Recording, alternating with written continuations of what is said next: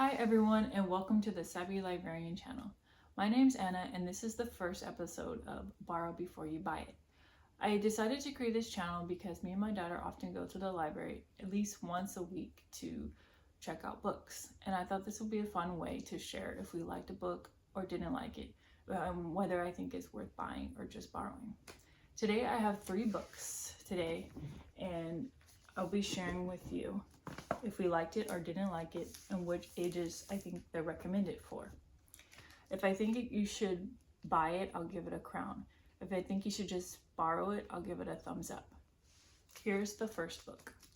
L is for Library.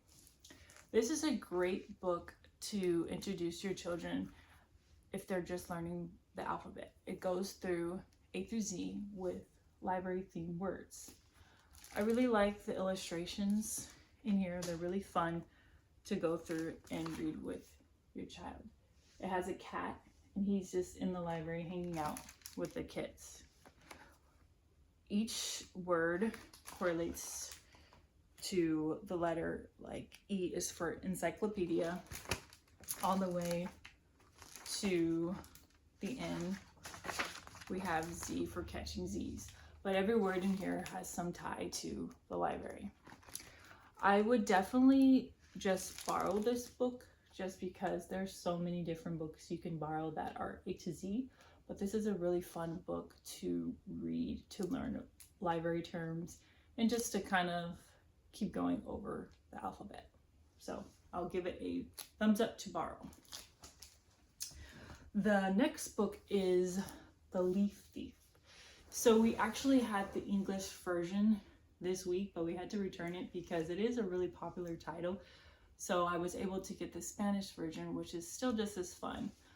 I don't really read too much Spanish. I leave it to my husband to read the Spanish versions. If depending on the reading level of Spanish, if I feel confident enough, I will read it to her. And it's a fun way for me to also kind of gain more confidence in learning Spanish. So this one is fun because you follow a squirrel, and he thinks that people are, well, not people, animals are stealing his leaves. And he has his friend Bird explain to him, like, no one is stealing the leaves. This happens every year. So it's just a little cute book story where you're following the squirrel, and he's like, oh yeah, I get it now. So a popular one to read during the fall or autumn, and definitely would check this out again. I would actually buy this book because it's so fun to repeat and read it over and over, especially every year. So if you can, I would buy it. If not, it is available at the library. It may be very popular during the season, but you can always place a hold on it. And our last book is called Goodnight Moon, Buenas Noches Luna. This one is bilingual, which I really love books that are both in English and Spanish because I can read the Spanish version and understand it if I don't know all the words. The English is right here. And last night we had fun. I actually read the English part, and then my husband would read the Spanish version right after. So it's a fun way to engage English and Spanish if you're trying to teach your little one Spanish. What's great about it is it counts the numbers up to 1 to 10. So starts to introduce numbers to your baby or toddler, and it counts only to 10, but then it stops and goes to 100 stars. And on the last page, it'll show like all of the items and the like any animals sleeping. So it's a great book for repetition and just to get them used to going to bed.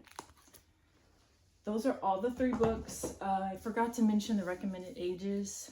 This one's kind of like a little bit more advanced, maybe like around 5 to 6, like kindergarten. This one, actually the book actually says 3 and up, but I would say like anywhere between 3 to 6.